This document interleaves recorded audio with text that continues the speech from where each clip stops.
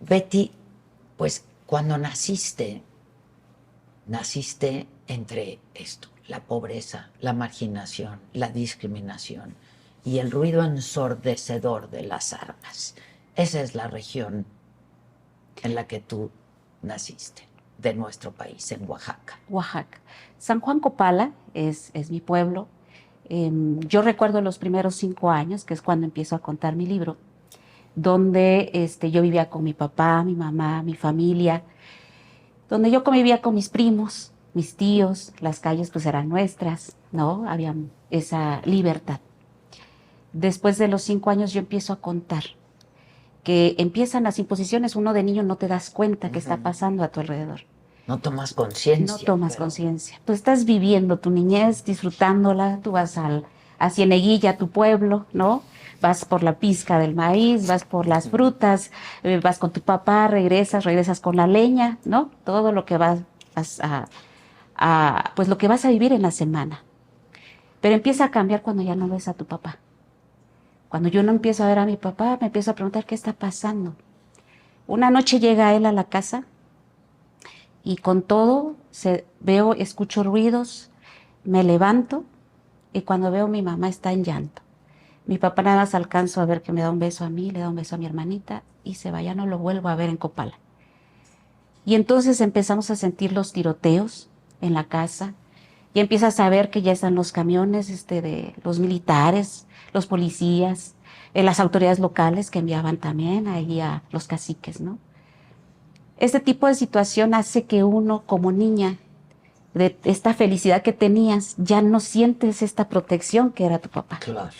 Entonces empiezas a ver que ya tus protectoras ahora ya es tu mamá, es tu abuela y es tu tía Chole, que por cierto le envío un saludo a mi tía Chole. Las mujeres. Las mujeres. Son ellas mis grandes protectoras. Y digo grandes protectoras porque en mi casa, cuando empieza a ver todo este tipo de situación de intimidación, ya de persecución, a nosotros nos esconden, siempre nos esconden. Hasta que un día yo veo que no estaba mi mamá, no estaba mi tía, pero estaba mi abuelita. Nunca se dio cuenta que yo estaba en la ventana, viendo hacia la calle, que venían los carros, venían los caballos, pero traían a un compañero nuestro. Pues ya sin color, creo yo lo vi como morado, la ropa ya rasgada. Pues es una situación muy complicada porque tú como niña no ves esa situación en tu comunidad. Y empiezas a ver que atrás vienen los militares, vienen tomando, vienen disparando, como en un sentido de, no sé si de felicidad. Celebrando. Celebrando. Y atrás venía... ¿Qué? La muerte. Y venía atrás las familias. Yo no quisiera ponerme en el lugar de ellas. Esa escena fue muy dolorosa, hasta cuando creo que se dio cuenta mi abuela y me quitó de la ventana. Te comento antes, las puertas de nuestras casas estaban abiertas, siempre estaban abiertas. Pero a partir de todo este momento, todas las puertas empezaron a cerrarse. Mi mamá, mi abuela, nunca vi a mi tía, hasta que en una ocasión vi que estaba con un arma. Y entonces cualquier cosa aquí nosotros nos defendemos. Ese tipo de situación cambia totalmente de decir, ya juego aquí a escondidas, ya no puedes hacer ruido, ya no puedes llorar. Vives con miedo. Vives con miedo. Aterrorizada. Sí, porque a tu edad no puedes entender como niña que cambió todo tu mundo, pues, ¿no? Y eso hizo que a mis papás, mi papá tuvo que salir, huir, porque lo estaban persiguiendo, y la idea era matarlo, al igual que muchos compañeros, así como este compañero que descubrí por medio del hoyito de la ventana, pues que eran de los que no se sometían. Él junto con su pueblo y demás compañeros empezaron a organizarse, salir de la comunidad, es irse al cerro, es irse a ver quién les refacciona para empezar ellos a tener, claro, empezar a defenderse. Y lo que pasó con ellos es que las únicas que pudieron apoyar, coberturar y proteger territorio y familia fueron las mujeres. Las mujeres. Por eso yo en este libro de Mujer Triqui le hago ese reconocimiento y ese homenaje a mis compañeras de los años 70, 80, 90, que les tocó vivir muy fuerte este tipo de violencia. Para situarnos, háblanos un poco de cuál era el motivo de la violencia, porque uno de los grandes problemas, sin duda, de la nación triqui es la violencia, Betty. ¿Qué la origina?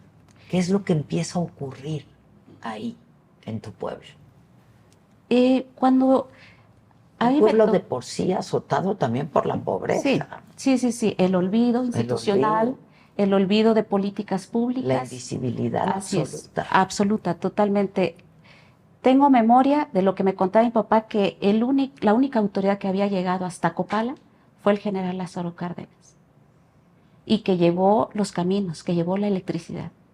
Y a partir de ahí, cuando yo escucho a mi papá, es que dice, estamos en el olvido. ¿Qué origina la violencia? Sí, ¿cuál es el problema estructural que hay ahí? El problema empezó y fue desde hace muchísimo tiempo, fue muy gradual la violencia que ejercieron hacia mi pueblo. Pero lleva décadas. Lleva décadas. No empezó cuando yo empiezo a contar, esta es mi historia, pero la violencia empezó desde hace muchísimo tiempo. Nos empezaron a quitar territorio, a despojar de nuestros territorios.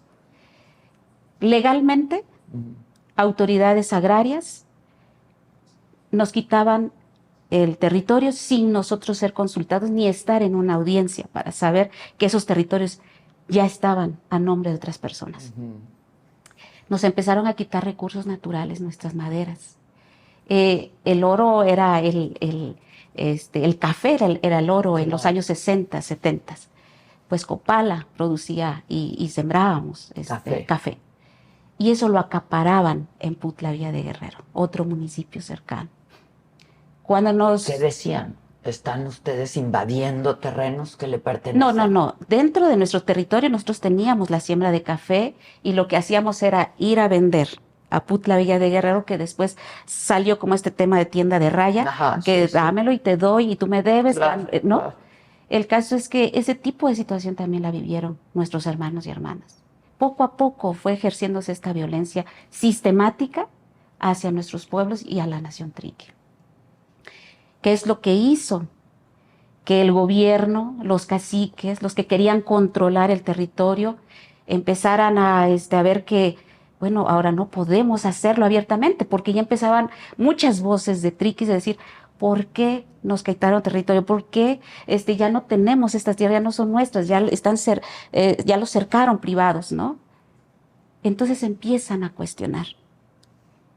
Y te estoy hablando desde los abuelos, y mi papá me cuenta. ¿Tus tatarabuelos? Tatarabuelos son los que empezaron con toda esta situación de violencia sistemática. ¿Qué es lo que sucedió? Que empiezan a rebelarse.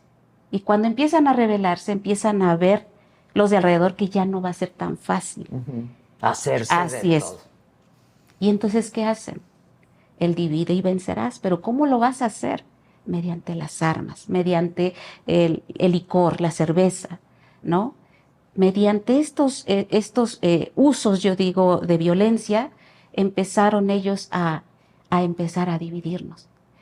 Y creo que dejaron de hacer el trabajo sucio de ellos para que en manos de nosotros termináramos por entre nosotros entender que el conflicto era de nosotros y no es así. Y matándose entre ustedes. Entre nosotros.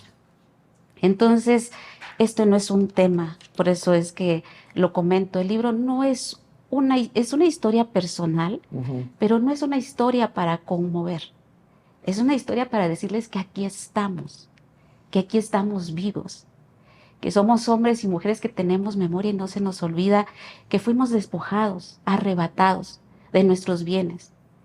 Y no hablo desde el rencor, hablo desde esta resistencia que nosotros aprendimos a vivir.